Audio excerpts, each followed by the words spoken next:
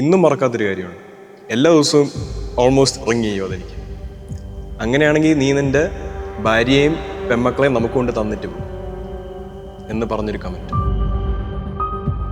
ശരിക്കും പറഞ്ഞാൽ വീട്ടുകാർ തല്ലണ്ടേ ഇതിനൊക്കെ. But can we do that? No. അപ്പം നമ്മൾ കുറ്റക്കാരാണ്. ഫേക്ക് അക്കൗണ്ട് വരെ ഉണ്ടാക്കി ചെയ്യുന്നവരുണ്ട്. കാര്യം അവർക്ക് നട്ടലില്ല നോക്കി പറയാൻ. ഇത് കേൾക്കുന്നവരും മനുഷ്യരാന്നുള്ള ഓർക്കുന്നില്ല. എല്ലാവർക്കും മറ്റൊരാളെ കുറ്റം പറഞ്ഞു കിടക്കാൻ ഭയങ്കര സുഖം. Case number 1 my father. എടുത്തു പറയേണ്ട ആവശ്യമില്ല. ആളുടെ ലൈഫ് ഹിസ്റ്ററി ട്രാക്ക് ചെയ്ത് കഴിഞ്ഞാൽ അദ്ദേഹം എന്തൊക്കെയാണ് ചെയ്തിട്ടുള്ളത് എന്ന് അറിയാം. പക്ഷെ BJP എന്നൊരു ടാഗ് വന്നപ്പോഴത്തേക്ക് ആ മനുഷ്യൻ ആരാന്ന് മറന്നുപോയ നാട്ടുകാരാണത്. So I have quite frankly a little less respect for people who just use their access. ഇങ്ങനെ ഒരു പബ്ലിക് പ്ലാറ്റ്ഫോമിലാണെങ്കിലും സംസാരിക്കുന്നതിലാണെങ്കിലും ഒരു നിയന്ത്രണം ഇല്ലാതെ ആൾക്കാരെ പറ്റി ചുമ്മാ പറഞ്ഞുകൊണ്ടിരിക്കുന്ന ആൾക്കാരോട് you lose respect for them after a while. പക്ഷേ ഒരു കമന്റ് ഉണ്ടോ, അദ്ദേഹത്തിന് ഒരു സിനിമ വന്നാൽ മതി ഈ പറയുന്നവരൊക്കെ കൂടെ ഉണ്ടാവും. എനിക്ക് ഇതിന്റെ ടീച്ചർ പുറത്തിറങ്ങിയപ്പോൾ ആഡ് ഓൺ സംഭവം എന്താ വെച്ചാല് ലൈക്ക് ഇപ്പൊ മാധവ് പറഞ്ഞതില് ലൈക്ക് ഭൂരിഭാഗത്തില് സുരേഷ് ചേട്ടന്റെ കാര്യത്തിൽ ശരിയാണ്. Like so many people attacking എന്നുള്ളത്. പക്ഷെ ഇറസ്പെക്ടീവ് ഓഫ് ഓൾ ദാറ്റ് തൃശ്ശൂരിൽ നിന്ന് ജയിച്ച ആളാണ്. ലൈക്ക് അപ്പൊ ദാറ്റ് ഈസ് അത് എന്താണെന്ന് വെച്ചാൽ സുരേഷ് ചേട്ടന്റെ ഇപ്പൊ പറഞ്ഞ ട്രാക്കിംഗ് റെക്കോർഡിന്റെ കാര്യങ്ങളൊക്കെ വെച്ചിട്ടാണെങ്കിലും for the person in him irrespective of the party നമ്മള് എന്താ പറയാ, ഞാൻ തൃശ്ശൂരുകാരനാണ്.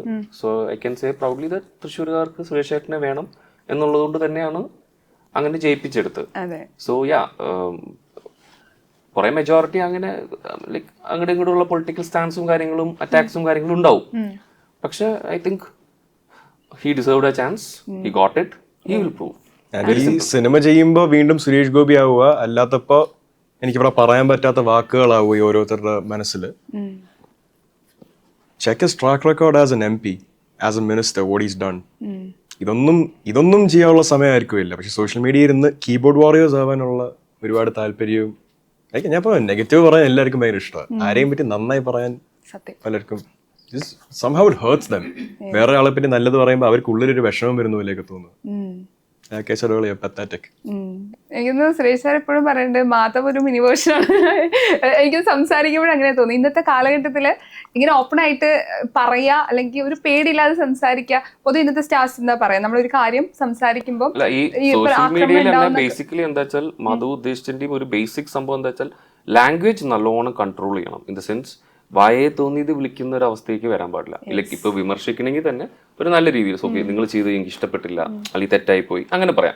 പക്ഷെ ഇത് മറ്റേ ഫുൾ കുടുംബത്തിനെയും ഫുൾ മറ്റേ എന്താ പറയാ പൂർവികന്മാരെ ഉൾപ്പെടുന്ന രീതിയിൽ നമ്മൾ ഒരാൾ means it's easy to write. ഇപ്പൊ കീബോർഡ് വാരിയേഴ്സ് എന്ന് പറയുന്ന പോലെ അങ്ങനെ ടൈപ്പ് ചെയ്ത് വിടുമ്പോൾ എന്താ വെച്ചാൽ അത് അറ്റ്ലീസ്റ്റ് ഒരു ഗ്രൂപ്പ് ഓഫ് ആൾക്കാർക്കെങ്കിലും അതൊരു ഭയങ്കരമായിട്ടൊരു വിഷമം ഉണ്ടാക്കും. സോ അറ്റ്ലീസ്റ്റ് അത് ആലോചിച്ചിട്ടെങ്കിലും ഓക്കെ നിങ്ങൾ ചെയ്ത് തെറ്റാണെങ്കിൽ തെറ്റ് മറച്ചു വെച്ച് നമ്മൾ അംഗീകരിക്കണം എന്നല്ല, പക്ഷെ കുറച്ചും കൂടി ഒരു നല്ല ലാംഗ്വേജിലൊക്കെ അറ്റ്ലീസ്റ്റ് പറയാം. വെരി റീസെന്റ് അച്ഛൻ കുറച്ച് വർഷങ്ങൾ മുന്നേ എന്തോ അടുത്ത ജന്മം ഒരു ബ്രാഹ്മണനായി ജനിച്ച് അമ്പലത്തിലൊരു പൂജാരിയായ കൊള്ളാവുന്നുണ്ടെന്ന് പറയുന്നത്. ഒരു മനുഷ്യന് അവർക്ക് എന്താവണമെന്നുള്ളൊരു ആഗ്രഹം വന്നാൽ ഇപ്പൊ ഞാൻ പറയാം എനിക്ക് അടുത്ത ജന്മം ഒരു ക്രിസ്ത്യാനിയായി ജനിക്കണമെന്ന്, അത് എന്റെ അവകാശം, മൈ ഡിസിഷൻ എന്നും പറഞ്ഞ് ഞാൻ ആരും ദ്രോഹിക്കുന്നില്ലല്ലോ. അങ്ങനെ ഒരു ലൈനിൽ വ്യൂ ചെയ്യാൻ പറ്റത്തില്ല. അതിനെ കളയാക്കണം.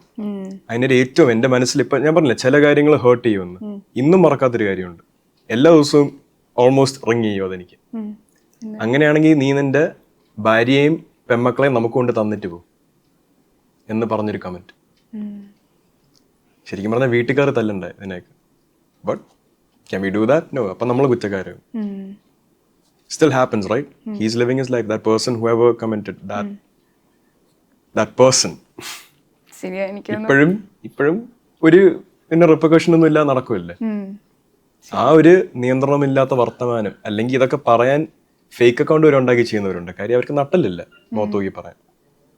എത്രത്തോളം ഹേർട്ട് ചെയ്യുന്നുണ്ട് ഇത് കേൾക്കുന്നവരും മനുഷ്യരാന്നുള്ള ഓർക്കുന്നില്ല.